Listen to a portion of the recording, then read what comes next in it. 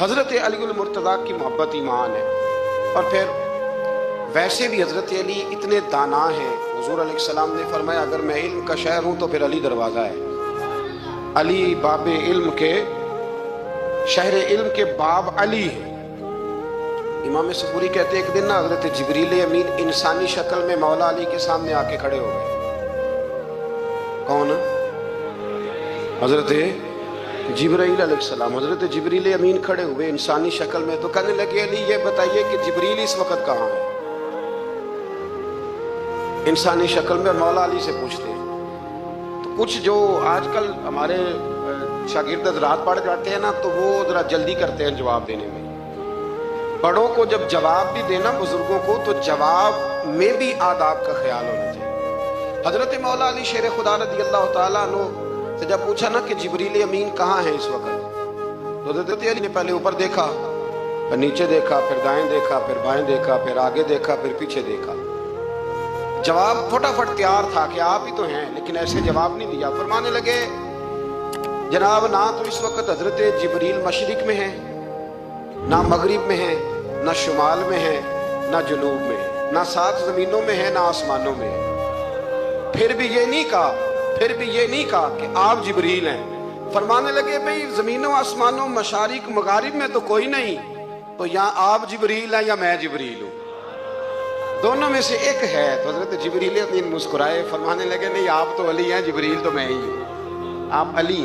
لیکن نا بہت سارے لوگ سوال کا جواب دیتے ہیں پر وہ آداب کو ملحوظ خاطر نہیں رکھتے. نبی پاک علیہ السلام نے ایک دن نماز 4 رکعتوں کی تھی تو حضور نے 2 پہ سلام پھیر دیا تو صحابہ سے پوچھا میں نے کتنی پڑھی ہے؟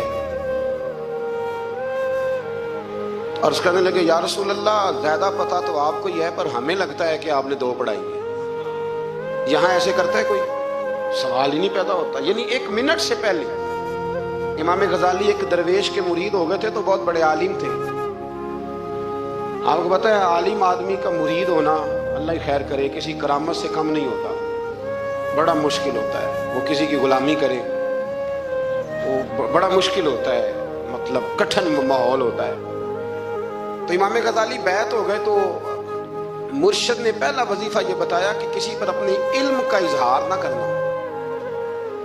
ہاں اپنے علم کا اظہار آپ اس کو آسان وظیفہ سمجھتے ہیں. یعنی علم ہو بھی تو بندہ اظہار نہ کرے بد ہضمی ہو جاتی ہے. بد ہضمی ہو جاتی ہے نیند نہیں آتی. 2-4 لفظ جو بندہ پڑھ کے آتا ہے نا اس کو تو نیند نہیں آتی کہ میں پڑھا لکھا ہوں تو میں بتاؤں نا. تو حضرت علی شیر خدا کرم اللہ تعالیٰ وجہ الکریم کے وہ آداب سے مجھے یہ بات یاد آئی کہ امام غزالی کے شیخ نے کہا علم کا اظہار نہ کرنا یہ پہلا وظیفہ ہے. شیخ شہاب الدین سہروردی کہتے ہیں مجھے میرے ماموں حضور غوث پاک کے پاس لے گئے تھے تو جاتے ہوئے میرے رستے میں خیال آ رہا تھا میں الحمدللہ خود پڑھا لکھا ہوں. جب انہوں نے جا کے پیش کیا نا غوث پاک کی بارگاہ میں کچھ دیں تو حضور غوث اعظم فرمانے لگے بھرے ہوئے پیالے میں کیا ڈالوں تو پہلے ہی فول ہے کوئی گنجائش ہی نہیں. تو فرماتے ہیں پھر میں اگلی دفعہ گیا تو غرور علم کو توڑ کے گیا. تو پھر میں غوث اعظم کی بارگاہ میں بیٹھا تو اللہ تبارک و تعالیٰ نے پھر مجھے جھولی بھر کے خیرات عطا فرمائی.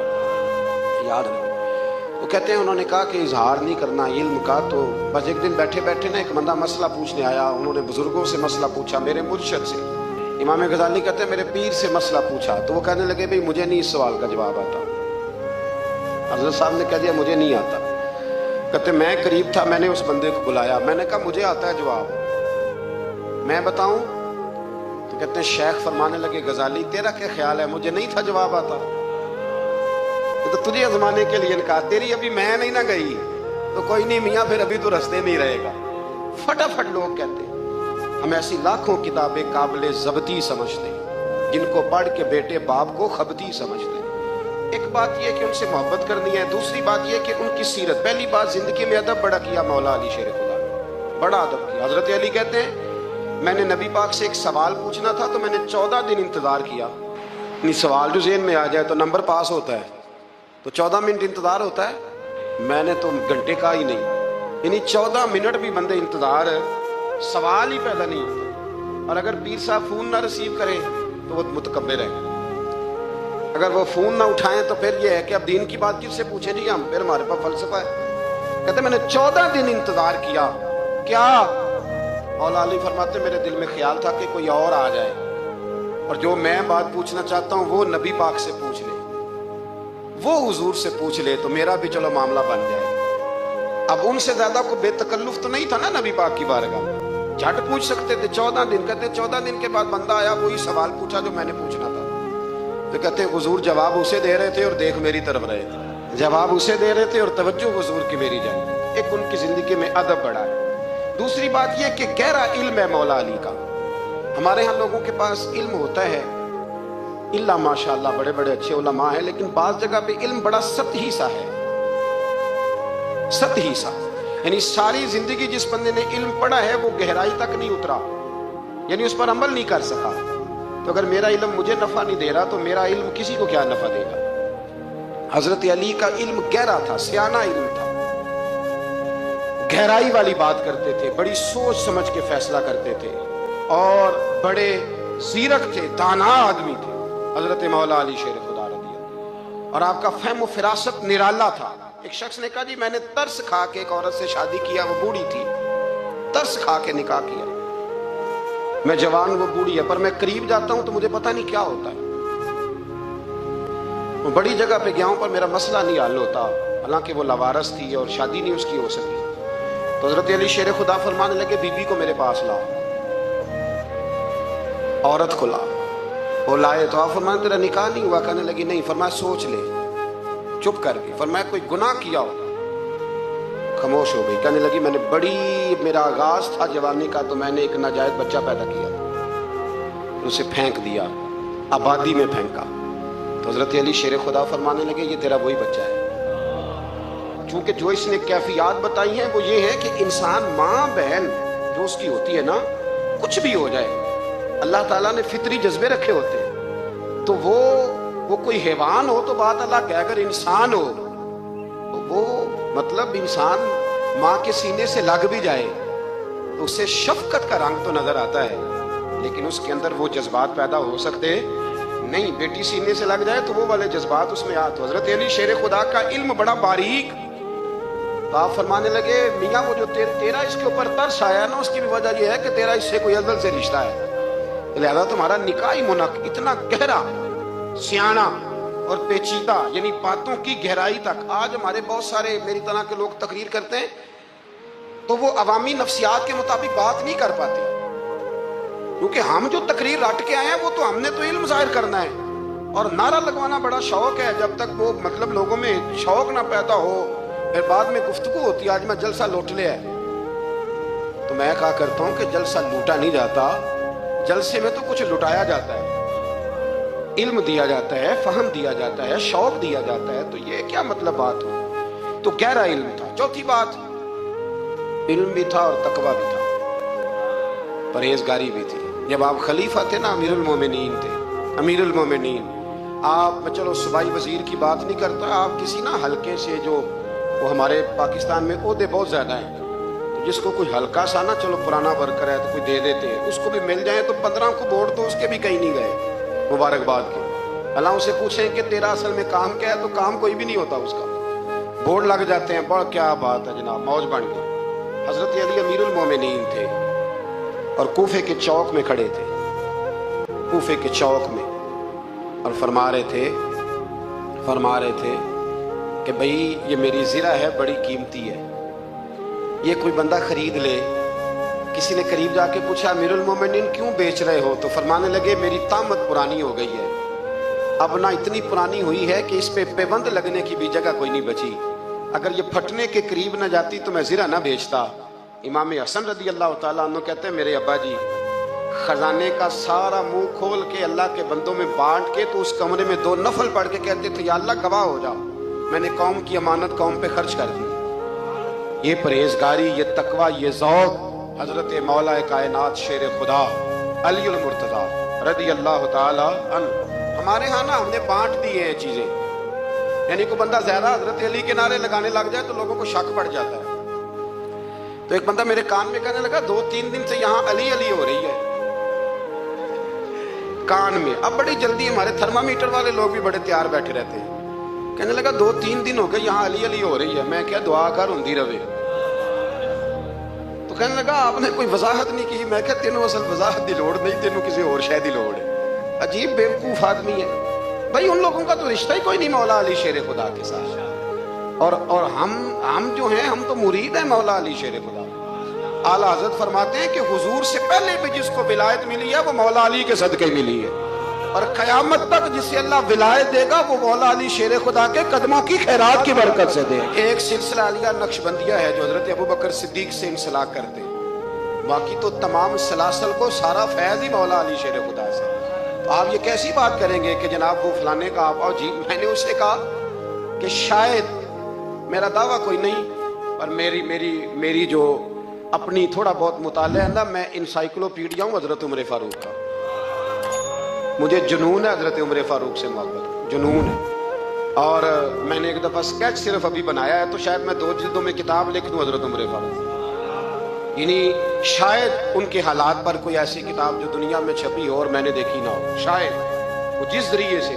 اور آپ میری گفتگو سن لیں, شاید ہر دوسری بات میں حضرت عمر کی کرتا ہوں, لیکن ایک بات پکی ہے کہ مرید میں مولا علی شیر خدا تھا. یہ بات میاں پکی ہے, اس میں شک کوئی نہیں نا. اس لیے کہ حضور کے بعد فیض مولا علی سے, پھر امام حسین سے, پھر امام زین. یہ ہمارے بزرگوں نے ہمیں شجرہ یہ دیا ہے. تو آپ کو جو بات جہاں ہے وہ وہاں ہے. حضرت ابوبکر صدیق کے بارے میں جو شک کرے پکا بے ایمان ہے.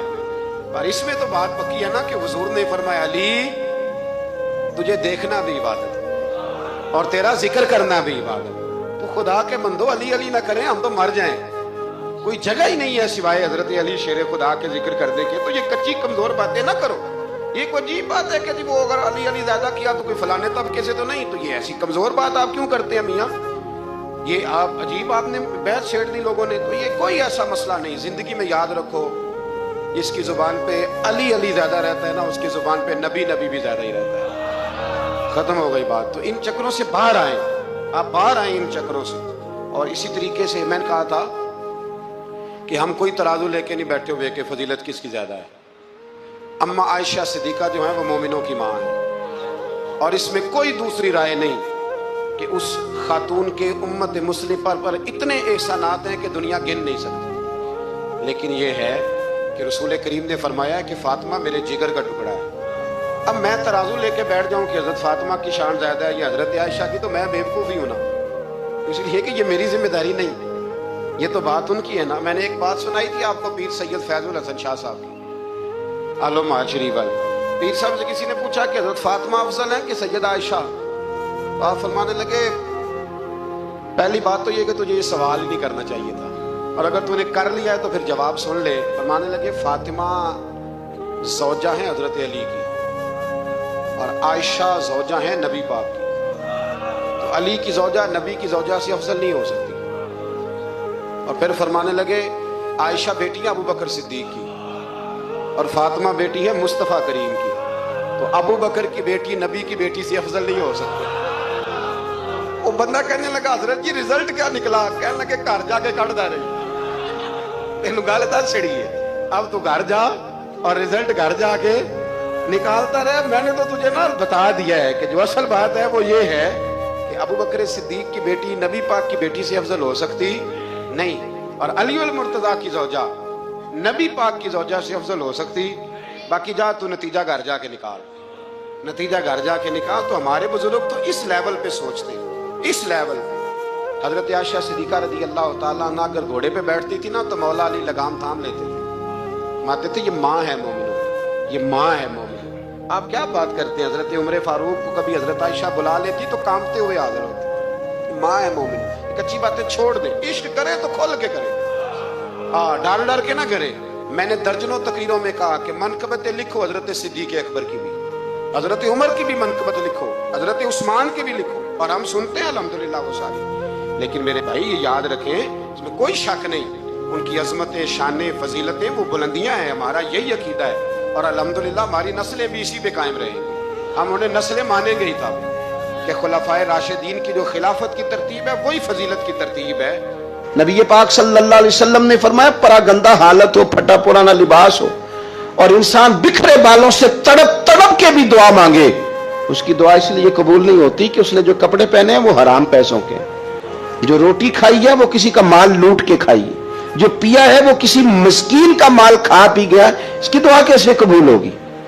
آپ حقوق العباد کے معاملات کے اندر اپنے آپ کو زیادہ سے زیادہ فکر مند کریں. آپ غور کریں کس جگہ کوئی نقص تو نہیں رہ گیا. سیدہ عائشہ صدیقہ یہ بڑی نصیبوں والی خاتون ہے.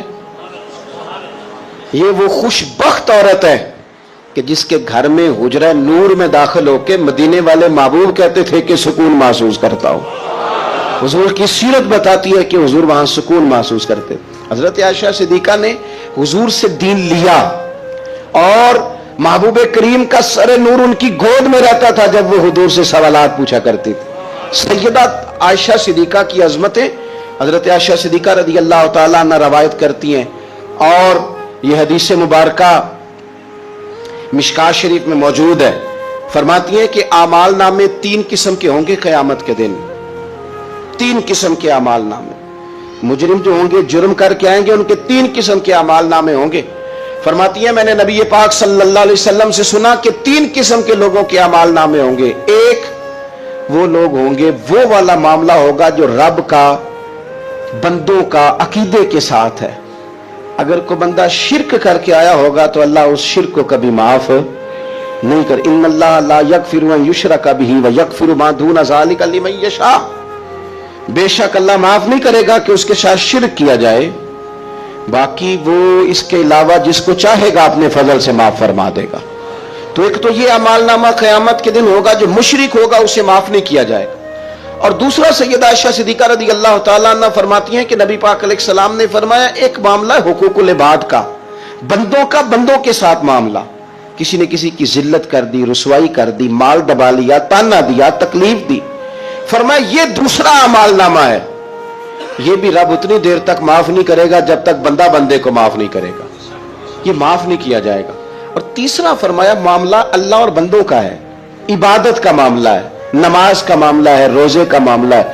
فرمایا اس میں رب بڑا کریم ہے، اپنے فضل سے فیصلہ کرے گا، چاہے تو عذاب دے اور چاہے تو اپنے فضل سے بندوں کو معاف فرما دے، چاہے تو اپنے فضل سے معاف کر دے. 3 قسم کے معاملات قیامت میں ہوں گے. حقوق العباد کے معاملے کو درمیان میں بیان کیا گیا. ہم نا جذبات کا، احساسات کا خیال رکھنا چھوڑتے جا رہے ہیں. مجھے اپنی روٹی عزیز ہے، میں باہر سے آیا ہوں اور میں نے آ کے گھر کے اندر تلخ باتیں شروع کر دی، سخت جملے کسنا شروع کر دیے کہ میں باہر سے آیا ہوں، میرے لیے کھانا نہیں پکا. میں نے یہ دیکھا ہی نہیں کہ شاید پکانے والا بیمار ہی نہ ہو، کہ میں نے پوچھا ہی نہیں کہ جو گھر کے اندر تھا وہ کسی تکلیف میں نہ ہو. میں نے یہ احساس ہی پیدا نہیں کیا کہ میں نے بڑی سخت باتیں اپنی والدہ سے کر دی، اپنی اہلیہ سے کر دی، اپنی بہن سے، اپنے والد سے کر دی، لیکن ان کے بارے میں نے یہ تصور ہی نہیں کیا کہ احساسات کس قسم کے ان کے ہوں گے. حقوق العباد کے مسئلے میں نا ہم لاپرواہ ہو گئے، لاپرواہ. حقوق العباد کے معاملے میں اپنے آپ کو سمجھائیں، قائل کریں. نماز ذوق سے پڑھیں، نماز شوق سے پڑھیں، نماز توجہ سے پڑھیں، اسے کبھی ہلکا نہ جانیں. لیکن یاد رکھ لیں نماز میرا اور رب کا معاملہ ہے، رب کا اور میرا معاملہ ہے. ہو سکتا ہے وہ اس معاملے میں معافی دے دے، لیکن جس کو اس نے میری ماں بنایا ہے نا، اس نے کہا ہے میں نے تیری جنت تیرے ماں کے قدموں کے نیچے رکھی ہے، اس کو میرا باپ بنایا ہے، اس کے تعلق سے مجھے حساس ہونا چاہیے. مجھے اپنے دوستوں کے تعلق سے احساس ہونا چاہیے. ہم دائیں بائیں احساس ہیں اور بڑی بڑی لمبی باتیں کرتے ہیں، بڑی بڑی لمبی بڑی بڑی کہانیاں. کچھ لوگ تو ایسے پکے نمازی ہیں کہ وہ کسی اور کو نمازی ماننے کو تیار ہی نہیں. ایسے پکے حاجی ہیں کہ دنیا میں صرف وہی حاجی ہیں، دوسرا کوئی ہے نہیں. کچھ مطلب میں اس طرح کے لوگوں کو میں ذمہ داری سے کہہ رہا ہوں، میری طرح کے مولوی کہتے ہیں فلانا بندہ بے شرع ہے. جی آپ باشرع ہیں؟ کہتے ہیں ہاں میں نے داڑھی تو رکھی ہوئی ہے نا. داڑھی کا نام ہی صرف شرع نہیں، سچ بولنے کا نام بھی شرع ہے، حلال کھانا بھی شرع ہے، حقوق العباد کا لحاظ کرنا بھی شرع. یہ کیا بات ہوئی کہ آپ نے 2 4 5 چیزوں کو آپ نے اپنا لیا رکھا، میں دیندار ہوں باقی سارے بے دین ہیں. آپ ماحول کا خیال کریں، حقوق العباد کے تعلق سے ذمہ داریوں کا احساس کریں اور بڑی جلدی آپ چیزوں کو سمجھیں. میں یہ کرنا چاہ رہا تھا کہ آپ کو ہر آدمی کا احساس کرنا ہے، ہر آدمی، اور حقوق العباد کے تعلق سے آپ کو چیزوں کو سمجھنا ہے، اس پر آپ کو غور کرنا. اب سنگی یہاں میں خانقاہی آدمی ہوں، دوست یہاں آتے ہیں، کچھ دوست مجھے ایسے بھی آ کے کہتے ہیں کہ سب ایک ہفتہ آپ کے ساتھ رہنا ہے. मैं कहता हूं बात आपकी ठीक है, लेकिन मेरे बुजुर्ग फरमाया करते थे